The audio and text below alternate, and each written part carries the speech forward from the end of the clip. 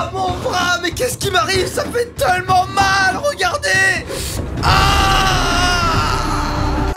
C'est pas ce que vous croyez? Putain, les youtubeurs, les forceurs quoi. Mesdames et messieurs, le saviez-vous? Je suis une personne extrêmement stressée dans la vie de tous les jours. Alors avec le temps ça s'atténue, mais j'étais le genre de personne qui se chiait dessus juste quand tu prononçais son prénom. Voici une compilation des moments de ma vie. Merde, attends, j'ai fait quoi la bouteille d'eau? Théo, tu peux me dire où elle est s'il te plaît? Mais c'est du travail de qualité ça, Théo. Ce week-end, j'ai envie de faire plaisir à quelqu'un dans cette salle, je l'emmène en vacances à Hawaï. Théo, c'est pour toi. Et le moment où j'étais plus stressé, c'était pas quand j'étais chez moi ou avec des potes, non. Non, je vous parle bien des examens, ouais. Tout ce qui est brevet, bac, tout ça, vous connaissez? Ouais, on connaît bien, hein. Chaque année, vous le savez sur ma chaîne, mais j'aime beaucoup vous parler d'orientation scolaire, du lycée, du bac, du brevet. Pourquoi me direz-vous? Eh bien tout simplement parce que durant toute ma scolarité, j'étais un peu comme un tétard dans l'eau qui ne savait pas où aller. À chaque fois qu'il fallait faire un choix, je préférais laisser les choses choisir à ma place. Et je pense que tout ça est lié plus ou moins au stress des examens. Aujourd'hui, j'ai décidé de vous parler de tout ça, et cette vidéo est sponsorisée par School Move. Je suis super content de travailler avec eux. On en parlera un petit peu plus tard dans la vidéo, mais pourquoi est-ce que je suis content? Parce que j'ai jamais eu de conseiller d'orientation quand j'étais au collège ou au lycée. Sur YouTube, on voyait pas trop de vidéos de ce genre. À part des vidéos ouverture de bulletins, très peu de personnes se prononcent sur leur scolarité. Et aujourd'hui, j'ai la possibilité de vous en parler comme je le souhaite, tout en faisant de l'argent, donc on est quand même bien.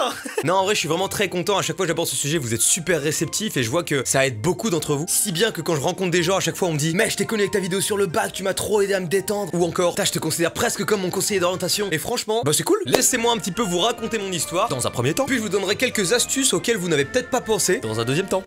Je suis lourd ou pas? Ok, je me présente, je m'appelle Théo, j'ai 21 ans, donc ça fait quand même 3 ans que je suis pas allé au lycée parce que forcément, bah, le temps passe. Pour autant, étant quelqu'un de nature très stressé, je me souviens très bien de comment ça s'est passé, donc voilà, je vais vous raconter un petit peu mon... Non, c'est pas une présentation aussi, d'accord, je peux me calmer. À l'école primaire, Théo était un petit garçon extrêmement timide, et donc par défaut très peu sociable. Il était le genre de personne à acheter des bonbons pour les donner aux autres et espérer se faire des amis.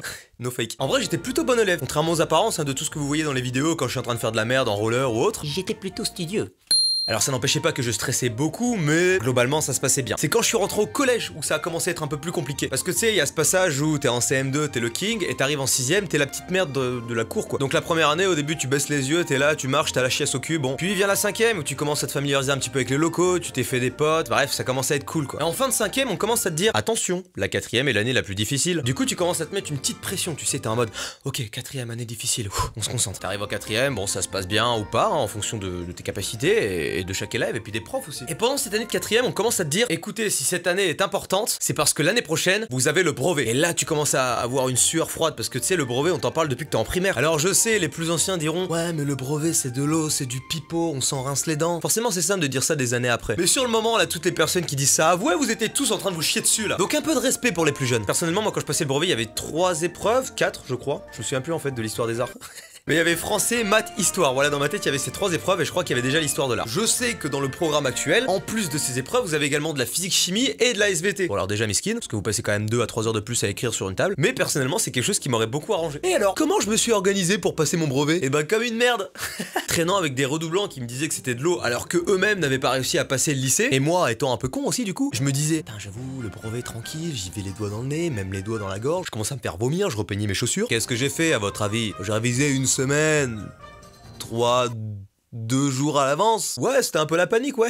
Je me suis rendu compte de ma connerie au moment où j'ai commencé à réviser. Parce que tu sais, j'ai commencé à prendre conscience qu'en fait, les révisions, elles étaient vastes, que ça reprenait tout ce qu'on avait fait depuis le début de l'année, qu'en même temps, c'était des acquis depuis toute ta scolarité. Je commençais à paniquer, je me disais: attends, excusez-moi, est-ce qu'il y a un remplaçant qui peut venir à ma place? Heureusement pour moi, comme je vous l'ai dit plus tôt, avant, j'étais très studieux. Ça s'est dégradé au fil des années. Mais avant, j'étais très studieux. Ce qui fait que les acquis étaient bien ancrés en moi. Donc, j'avais pas de soucis, par exemple, en termes de dictée, j'étais hyper bon sans me vanter, mais c'est le seul point sur lequel je peux me vanter. Donc, je me vante. Hop, c'est noté dans mon CV pour le prochain entretien d'embauche, ça. À côté de mes P sur commande, je peux te dire qu'il va voir flou l'employeur. Ce qui fait que grâce à ces acquis, j'ai fini par avoir mon brevet. J'ai malheureusement pas eu d'astuces miracles qui m'ont permis de faire des révisions ultra propres. Aucun pote ne m'a aidé. Ah ouais, parce que les potes, ça s'amuse bien en cours avec moi, hein. Mais alors par contre, pour m'aider après... Excusez-moi les gars, quelqu'un aurait un cours de maths à passer, Tu veux quoi? C'est quoi ton problème en fait? Tu vois pas que je suis en train de réviser? On est à la bibliothèque. Tu veux que j'appelle la documentaliste? Ici c'est no words. Can you put down the tone of your voice? Merci. Je m'en suis donc sorti avec une mention pour le brevet, donc j'ai été plutôt chanceux. Et j'aurais bien aimé vous donner mes notes, mais je m'en souviens plus. Bref, quoi qu'il en soit, j'ai célébré ça avec ma mère tout seul. En fait, elle m'a acheté un jeu vidéo et voilà. Il n'y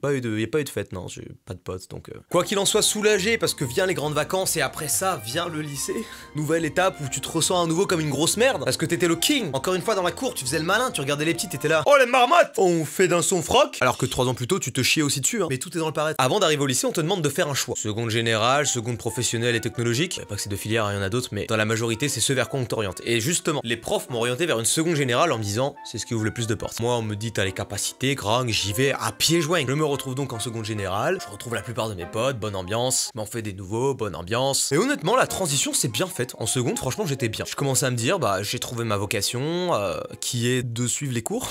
Ouais, parce que je savais toujours pas ce que je voulais faire. Ah, moi, je me laissais vraiment porter, quoi. Je snooze on the moon, quoi. Faut que je reprenne des cours d'anglais. Puis fin de seconde, on me dit, bon, écoute, t'as le choix, t'as première scientifique, première littéraire et première économique et sociale. Encore une fois, j'ai laissé les autres choisir à ma place. Parce que les trois me parlaient pas. Je me sentais pas scientifique quand je voyais les notes que j'avais en maths. Littéraire, j'avais vraiment cette sensation de que j'allais finir documentaliste quoi qu'il arrive, comme la meuf du CDI, qui, on le rappelle, dans 90% des cas, agit comme ça. Je rigole bien entendu, c'est un métier comme un autre, juste que effectivement quand on est élève et qu'on passe très peu de temps au CDI, le peu de temps où on vient on bavarde, et du coup le seul rapport qu'on a avec la documentaliste c'est ça. Du coup la filière L, très peu pour moi, reste la filière économique et sociale.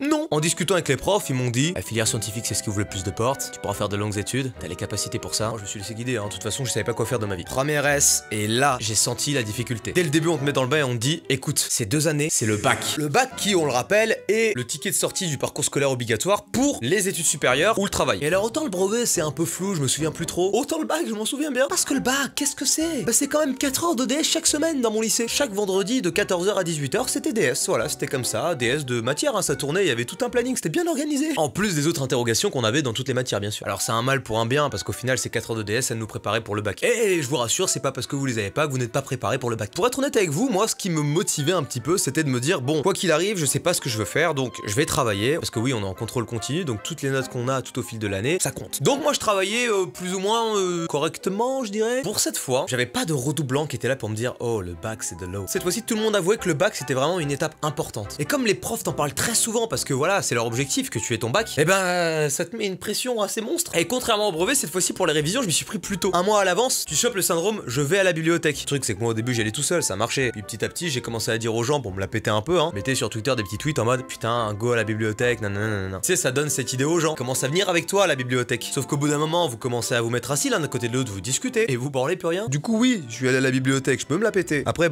pour y travailler, j'y suis allé 2 fois quoi. 2 semaines avant le bac, j'étais perdu. J'apprenais tout en même temps, tout à la fois, je me gavais d'infos pas possible. Et je commençais à me dire, mais le cerveau humain est-il fait pour apprendre autant de choses en si peu de temps?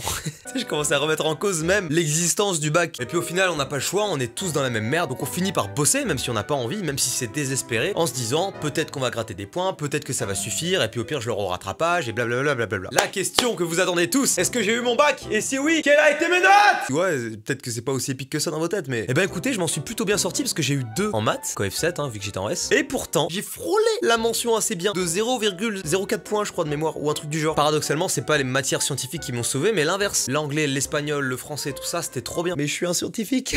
Vous savez tout sur mon parcours scolaire, j'étais quelqu'un de très stressé à chaque fois qu'il y avait des examens, j'en pouvais plus. Il est temps de vous parler des astuces, mesdames et messieurs, et plus précisément de School Move. Qu'est-ce que c'est? Eh ben franchement, je vous le dis honnêtement, c'est pas Mastu qui parle, c'est Théo. J'aurais aimé avoir quelque chose d'aussi bien que School Move. School Move, qu'est-ce que c'est? C'est un site qui dispose aussi d'une application qui font des cours en ligne pour le collège et pour le lycée. Alors peut-être que vous connaissez déjà parce qu'il y a plus d'1 million de personnes d'inscrites, mais pour ceux qui ne connaissent pas, je trouve ça vraiment cool de pouvoir promouvoir ce genre de site parce que vous pourriez vous dire ouais mais ça va être un site hyper brouillon dans lequel tu vas être gavé d'infos. Et ben écoutez, non, c'est très épuré, très pro. Il y a des cours en vidéo qui vous sont proposés un petit peu à la façon de YouTube. Vous avez des fiches toutes faites pour chaque matière, enfin même pour chaque chapitre et pour chaque leçon. Vous avez des quiz pour tester vos compétences. Enfin bref, il y a vraiment tout ce qu'il faut. Et le mieux dans tout ça, et je pense que ça va en rassurer une grande majorité d'entre vous, tout a été fait par les profs de l'éducation nationale et du coup, absolument tout ce qu'il y a sur ce site suit le programme officiel. C'est-à-dire que vraiment, il y a aucune douille quoi. Tout ce qui se trouve sur School Move se retrouvera dans le brevet ou dans le bac. Vous êtes trop bien. Vraiment, il y a tout pour réussir son année scolaire. Vous avez des sujets de bac des 10 dernières années, vous avez des fiches de révision, des fiches de cours. Même imaginons que vous ayez des grosses lacunes en mathématiques par exemple, ils vous apprennent à bien rédiger des équations, des suites logiques, des suites exponentielles, des divisions euclidiennes, tout. Je vous mets le lien de School Move dans la description. Foncez. Il y a tous les cours, il y a tout ce qu'il vous faut pour réussir. Autre conseil que je peux vous donner pour réussir votre année. Bon, forcément, il y a le fameux suivre en cours de manière assidue, parce que comme on dit, suivre un cours c'est l'assimiler à 50%. Mais ne négligez pas forcément non plus le fait de bosser en temps chaque soir, maximum 1 heure. Comme ça, vous vous dites, ok, c'est intégré dans mon planning, ça bouge plus. Après, vous n'avez pas forcément tous le temps parce que j'ai bien conscience que certains doivent rentrer chez eux et qu'il se passe parfois 1 heure parce que vous prenez des transports en commun ou autre. Mais justement, rentabilisez votre temps au mieux. Si vous avez des longs trajets comme ça, posez-vous, prenez vos affaires et dites-vous pendant tout le trajet, je révise. Bon, après, je dis ça, hein, je vous rassure, j'étais pas le premier non plus à réviser tous les soirs. Hein. Sinon, je pense que j'aurais eu des notes un peu plus élevées au bac, notamment pas 2 en maths. Alors, ça peut paraître con également comme astuce, mais vraiment, pensez à bien gérer votre sommeil parce que moi, j'étais le genre de gars qui, genre, je prenais l'habitude et je me couchais assez tard. Et ce qui fait que le lendemain, je me réveillais, j'étais éclaté. Tu sais, il est 10 h du matin et t'as déjà envie de dormir. Et ça te nique ta journée, ça te nique tout en fait. Autre chose également, moi, je fais partie des gens qui aiment travailler en écoutant de la musique, mais de la musique sans parole. Parce que je sais pas, ça me met dans un bon mood et tout, il faut que ce soit de la musique calme et voilà. Là où certains diront que ça te déconcentre, moi, je trouve que c'est cool dans le sens où tu apprends une leçon et en même temps, c'est assez cool parce que t'écoutes de la musique. Du coup, c'est pas forcément quelque chose de négatif et j'ai l'impression que je peux apprendre plus longtemps, enfin sur une plus longue durée. Du coup, je peux aussi vous conseiller ce genre de truc si vous avez une habitude particulière, que ce soit, je sais pas, travailler en extérieur. Moi, par exemple, pour le bac, j'allais dans un lieu public dehors et j'apprenais à l'air libre parce que ça me faisait kiffer. Tu sais, c'était pas sur une table, genre comme on est dans 90% du temps au lycée, assis avec ta trousse devant toi. Non, là, j'allais dehors quand il faisait beau, je me mettais dans l'herbe, je me posais, j'avais mon petit jus d'orange, j'avais ma petite musique. Les conditions faisaient que j'avais vraiment envie d'aller travailler, quoi. Travailler en groupe, ça peut être cool aussi. Tout à l'heure, je vous parlais du fait d'aller à la bibliothèque. Ça peut être un lieu dans lequel vous avez envie de travailler. Mais ce qu'il y a de bien avec la bibliothèque, c'est que tu peux te rejoindre avec tes potes dans un lieu dans lequel t'es censé travailler. Je dis bien censé. Et c'est là où ça peut être intéressant. Parce qu'il arrive parfois que les profs vous expliquent à leur façon, mais que c'est peut-être une méthode un peu trop conventionnelle ou je sais pas. Bref, une méthode qui vous va pas. Alors que si c'est un de vos potes ou quelqu'un de votre âge qui vous explique, ça peut peut-être mieux rentrer des fois. C'est pour ça que c'est cool de planifier ses révisions et de s'organiser en groupe, ça peut être sympa. Ouais. En parlant de prof, ça peut être très cool aussi que vous demandiez des cours particuliers à votre prof ou tout simplement que vous lui demandiez de rester un petit peu à la fin des cours pour vous expliquer un truc que vous n'avez pas compris. Je dis ça parce que souvent on n'ose pas, on se dit ouais mais on va déranger, ouais ceci, ouais cela. Mais oubliez pas que les profs, vraiment, leur vocation, je veux dire, ils ont voué leur vie à faire 10 années d'études s'ils sont agrégés pour vous transmettre leur savoir. Du coup, normalement, un bon prof ne pourra pas vous envoyer chier sauf s'il est pressé, mais il vous dira écoute si tu veux on en reparle à un autre moment et vous donnera rendez-vous, mais osez. Vraiment. Je peux également vous conseiller de garder un petit peu de temps pour vous. Je pense que c'est bien de pas rester non plus à fond dans la révision parce qu'on peut vite faire un burn-out et tout envoyer chier ou arriver à ce stade où t'es tellement blindé d'informations dans ta tête que ça rentre plus et tu confonds tout, tu mélanges tout. Je pense que c'est bien de se dire aussi, là il faut que je fasse une pause. Je sais pas, tu sors voir des potes ou tu vas te balader, tu joues, tu fais ce que tu veux, mais pendant peut-être aller 1 heure ou 2, tu t'accordes du temps libre. C'est comme vous voyez la chose en fait. Dernière astuce, c'est pas des moindres, mesdames et messieurs. Je mets mes lunettes pour vous prouver que c'est très sérieux. Ouais, parce que pour le coup, celle-ci elle est pépite, c'est moi qui vous le dis. Semblerait-il, en cette approche imminente du brevet et du bac, vous pouvez laisser un petit pouce bleu sous cette vidéo, vous abonner à ma chaîne, mais également cliquer sur ce beau bouton rouge qui vous redirigera directement vers School Move qu'on remercie tous ensemble, s'il vous plaît. Hop, hop, hop, s'il vous plaît, on reste concentré, moins de bruit. Vous avez écouté ne serait-ce qu'un mot de ce que je viens de vous dire ou pas? Donc maintenant, vous sortez votre manuel page 42 et on fait les 10 exercices. Et je ne veux pas entendre un bruit. Tiens, la vie de professeur, c'est dingue.